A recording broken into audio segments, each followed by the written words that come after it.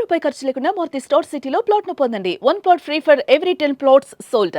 ఉచితంగా ప్లాట్ ను సొంతం చేసుకోండి. అది మెయిన్గా ఈ క్యారెక్టర్ని ఒక డిగ్లామరైజ్డ్ క్యారెక్టర్ ఇది ఈ అమ్మాయిది. ఎందుకంటే నాది ఆడజన్మ అనేటువంటి ఒక నా సావిత్రి గారు యాక్ట్ చేసినటువంటి సీరియల్లో ఒక బ్లాక్ క్యారెక్టర్, ఆ క్యారెక్టర్ మీద ఒక సింపతి డెవలప్ అవ్వటం. లేదండి, అమ్మాయి మంచి ఆర్టిస్ట్ అండి. ప్రేమి విశ్వనాథ్ చాలా మంచి ఆర్టిస్టు. కొంతమంది అంటే మేము డార్క్గా కొంచెం డార్కే అమ్మాయి, మరి ఒరిజినల్ గా డార్క్ మీరు డార్క్ చేశారా? లేదు, మీడియం అమ్మాయి, అంత ఫేర్ కాదు, కొంచెం డార్క్గానే ఉంటుంది. అసలు దాన్ని ఆ అమ్మాయి కొంచెం డార్క్గా ఉంటుంది. అని అత్తగారి క్యారెక్టర్ వచ్చి బాగా డబ్బున్నవిడి తన కొడుకులకి అందగత్తిని చేయాలనుకుంటుంది. అది పెద్ద అంటే కోరకూడని కోరిక కాదు. తన కోడళ్ళు అందగత్తెలు రావాలనుకున్న అమ్మాయిని, ఇలాంటి అమ్మాయిని ఇతను ఇష్టపడి ఇంటికి తీసుకొస్తాడు. బిగినింగ్లో అసహించుకుంటుంది, పక్కన పెడుతుంది అన్నమాట. తర్వాత ఆ అమ్మాయి వ్యక్తిత్వం నచ్చే ఈ అబ్బాయి ఇష్టపడ్డాడు.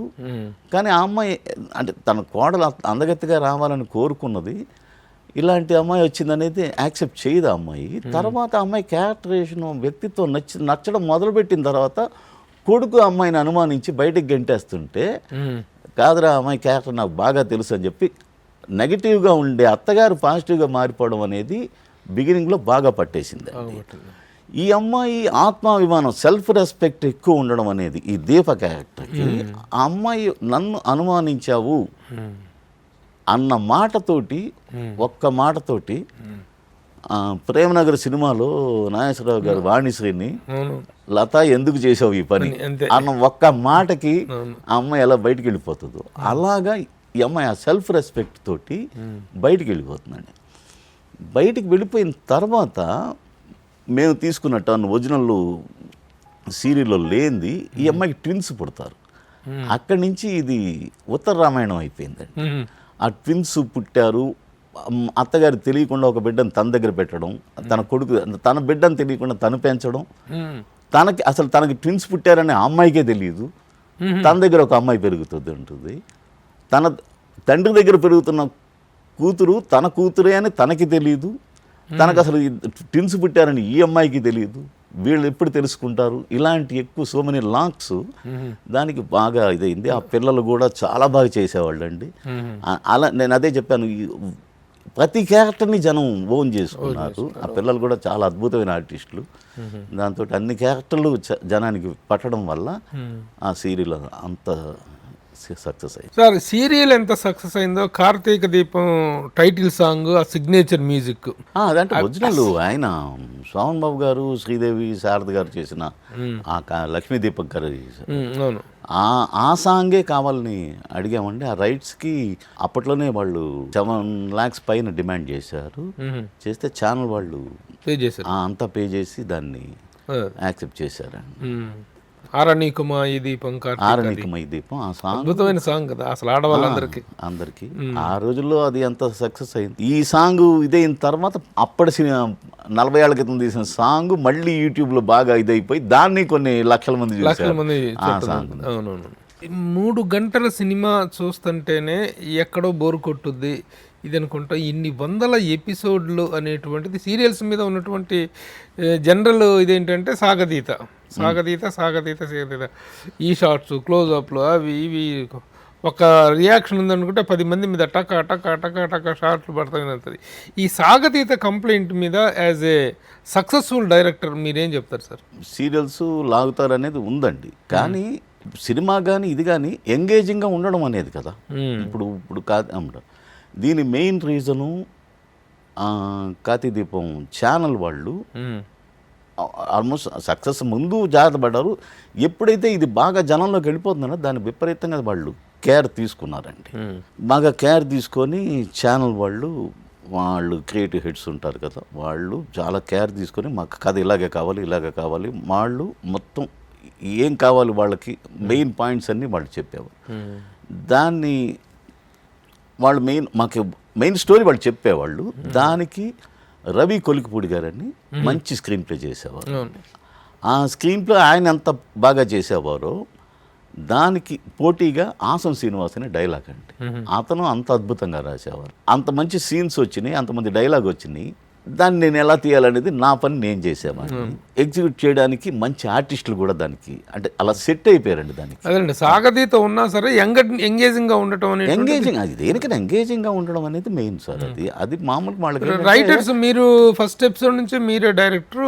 ఇది ఈ రైటర్స్ కొలికపూడి రవి కానీ వీళ్ళు మారారా? ఆసం శ్రీనివాస్ కానీ డైలాగ్ రైటర్స్ లేదండి మారలే. ఫస్ట్ వాళ్ళు ఇప్పుడు కూడా వాళ్ళే కంటిన్యూ అవుతున్నారు.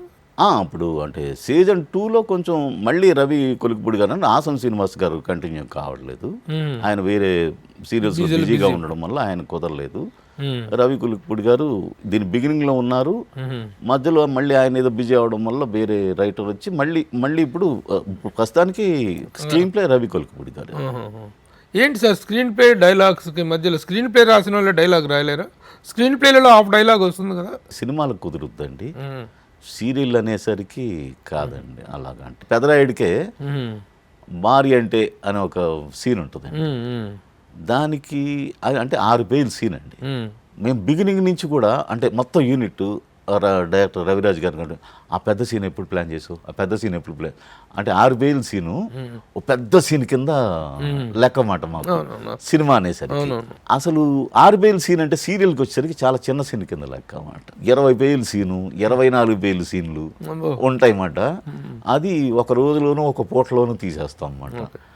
దాన్ని బట్టి మేకింగ్ కూడా ఆ రకంగా ఉంటుంది. అంతే. మేకింగ్ లిమిటేషన్స్ ఎలా ఉంటున్నాయండి? డైరెక్టర్కి క్రియేటివ్ ఫ్రీడమ్ ఉంటే ఉండొచ్చు, కానీ మేకింగ్ ఫ్రీడమ్ అనేది కూడా చాలా ఇంపార్టెంట్. ఈ రెండింటి మధ్య క్లాష్ ఎలా ఉంటుంది? మీరు ఇంత సక్సెస్ఫుల్గా సీరియల్ని రన్ చేశారు, what are the problems you have faced అండి? అంటే అంతకుముందు నేను టీవీలో సీరియల్స్ చేసి బిగినింగ్లో కళంకిత, అందం, బంగారు బొమ్మ అవన్నీ చేసేవాడిని. ఇన్ హౌస్ సీరియల్స్ చేసేవాడిని అండి సుమన్ గారివి. ఆ సుమన్ గారికి చాలా మంచి టేస్ట్ ఉంది, బడ్జెట్ లిమిటేషన్స్ లేవు.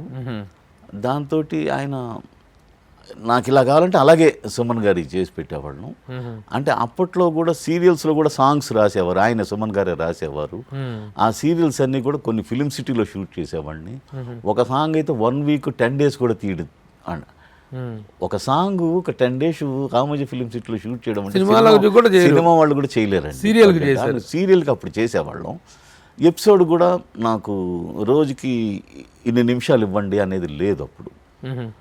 అలాంటప్పుడు అప్పుడు సినిమా మేకింగ్ ఎలా ఉంటుందో ఆల్మోస్ట్ అలాగే ఇప్పుడు షార్ట్ బై షార్ట్, ఈ షార్ట్ ట్రాలీ ఇలా వచ్చారు, ఈ ఆర్టిస్ట్ ఇక్కడికి వచ్చారు, ఈ ఆర్టిస్ట్ ఇలా మూమెంట్, ఒక బిజినెస్ చేయడం కానీ ఆర్టిస్ట్ మూమెంట్ కానీ ఉండేవండి. అంటే మూవీస్లో ఎలా ఉంటుందో అంత పెద్ద సీన్ ఉన్నా సరే అంత ఆ మూమెంట్లు అవి తీసుకొని యాంగిల్స్ అటు మాస్టర్ కట్ చేసి ఇటు కట్ చేసి ఇటు అంటే ఒక సినిమాలో షార్ట్లు ఎలా ఉంటాయో ఆల్మోస్ట్ అలాగే చేసేవాళ్ళం. ఇప్పుడు రాను ఏమైపోయిందంటే ఒక రోజుకి అవుట్పుట్ ఎంత కావాలని అడగడం మొదలుపెట్టారు. అసలు ఏ డైరెక్టర్ అయినా రోజుకి 2 ఎపిసోడ్లు తీయాల్సిందే. రోజుకి 2 ఎపిసోడ్లు తీసినప్పుడు ఆ సినిమా మేకింగ్ అనేది రాదండి. ఏదైనా మామూలుగా వరుసగా అందరినీ ఒకే చోట ఎక్కువ ఆర్టిస్టులు మూమెంట్ తీసుకోమంట. మూమెంట్ తీసుకుంటే ఆర్టిస్ట్ అక్కడి నుంచి ఇక్కడికి వస్తే ఇక్కడి నుంచి ఈ సెషన్లో ఇతను కట్ చేసాం, ఈ సెషన్లో ఇతను ఉన్నాడు, మళ్ళీ అలా చేస్తూ ఉంటే టైం టేకింగ్. అది డెఫినెట్గా అది బాగుంటుందని తెలుసు, కానీ చేయలేని ఒక పరిస్థితి రోజు.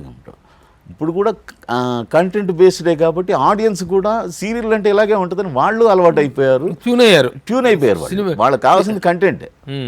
మొత్తం పనులన్నీ ఆపేసి కూర్చునే వాళ్ళు కొంతమంది అయితే వాళ్ళ పని వాళ్ళు చేసుకుంటూ కూడా చేసేవారంటే అంతకుముందు రేడియోలో డ్రామా వింటూ ఎలా పనులు చేసుకునేవారు. ఇప్పుడు టీవీ కూడా దానికి స్టిక్ అయిపోకుండా వాళ్ళ పనులు చేసుకుంటూ కూడా సీరియల్ ఫాలో అయిపోతున్నారు. అలాంటప్పుడు వాళ్ళకి మీరు క్రేన్ పెట్టారా, ట్రాలీ వేసారా, ఈ పక్కన పెట్టారా, ఆ పక్కన అద్భుతమైన షాట్ తీసారా, షిఫ్ట్ ఫోకస్లు పెట్టారా అనేది అనవసరం. వాళ్ళ కంటెంట్ ఏం రన్ అవుతుంది అనేది వాళ్ళకి కావాలి. కాబట్టి మేకింగ్ అది కూడా ఇక్కడ రిపీట్ ఉంటాయి కదండి. నైట్ ఈ టైంలో చేస్తే మళ్ళీ మరుసటి రోజు మార్నింగ్ ఇంకో రిపీట్ ఉంటాయండి. ఆ రిపీట్కి పెద్దగా అప్పుడు మిస్ అయిన వాళ్ళు ఎవరైనా ఇది చూడాలేమో అనేది ఉండే. ఒకప్పుడు ఆ రిపీట్కి కూడా వాల్యూ ఉండేది, కానీ ఇప్పుడు ఓటీటీలో కూడా సీరియల్ వచ్చేసరికి అసలు యాక్చువల్గా టెలికాస్ట్ టైం కంటే ముందు ఇప్పుడు కార్తీక దీపం ఉందనుకోండి, మార్నింగ్ 6:30కి స్టార్లో వచ్చేస్తుందండి. వచ్చేస్తే అక్కడ 6:30, 7 o'clockకి చూసేసేవాళ్ళు ఎక్కువ మంది ఉంటారు. ఓకే డైరెక్టర్ గారు, ఇప్పుడు ఇండస్ట్రీలో, టీవీ ఇండస్ట్రీలో ఒక ఇది ఉంది, ఎవరికి మీదైనా కోపం ఉంటే వాడిని తీసుకెళ్ళిపోయి టీవీ సీరియల్ డైరెక్టర్ని చేసి పడేస్తే వాడు అయిపోతాడు అదేనండి అనేటువంటి ఒక చిన్న జోక్గా చెప్పుకుంటారు. నిజంగా అంత టీడీఎస్ జాబ్ అండి? కొంచెం టీడీఎస్ జాబేనండి. అంటే ఇప్పుడు సో మెనీ అదర్ లాంగ్వేజెస్ వచ్చే ఆర్టిస్టులు మనకేంటంటే ఇక్కడ వాళ్ళే కాకుండా కొంచెం మామూలుగా ఛానల్ వాళ్ళు కానీ వాళ్ళు కోరుకునేది ఏంటంటే వేరే వేరే కొత్త ఫేసులు చూపిస్తే బాగుంటుంది అన్న దాంతో ఒక బెంగళూరు నుంచి, చెన్నై నుంచి, కేరళ నుంచి ఇలా వస్తారండి. లాంగ్వేజ్ ప్రాబ్లం ఉంటుంది. ఎన్ని రోజులు మన లాంగ్వేజ్ మంది వేరు, వాళ్ళకంతా ఎక్స్ప్లెయిన్ చేయాలి. ఒక్కొక్కరికి వాళ్ళకి ఎక్స్ప్లెయిన్ చేసేంత టైం కూడా ఉండదండి వీళ్ళకి. వాళ్ళకి అర్థం చేసుకుని వెళ్ళిపోతే ఓకే, బట్ వాళ్ళు కొన్ని కష్టతరమైన పదాలు ఉంటాయి, వాళ్ళకి నోరు తిరగాలి అంటే, కానీ అవుట్పుట్ కావాలి. ఇంతమంది ఈ అదర్ లాంగ్వేజ్ వాళ్ళకి ఇప్పుడు మామూలుగా హిందీ ఆర్టిస్టులని తీసుకొస్తాం సినిమాల్లో, హిందీ హీరోయిన్లు వస్తారు, హిందీ విలన్లు వస్తారు, వాళ్ళకి వస్తారు. వాళ్ళకేంటి ఒక్క సీను ఒక డైలాగ్ 2 డైలాగులు ఉంటాయి వాళ్ళకి. దానికి చాలా టైం తీసుకొని ఎదురుగా ఏదైనా దీని మీద పలక మీద రాసుకొని, కటర్ మీద డైలాగ్ రాసుకొని అవి చూసి మేనేజ్ చేస్తూ ఉంటారు. దీనికి ఆ ఛాన్స్ ఉండదు, మీకు ఉండదు.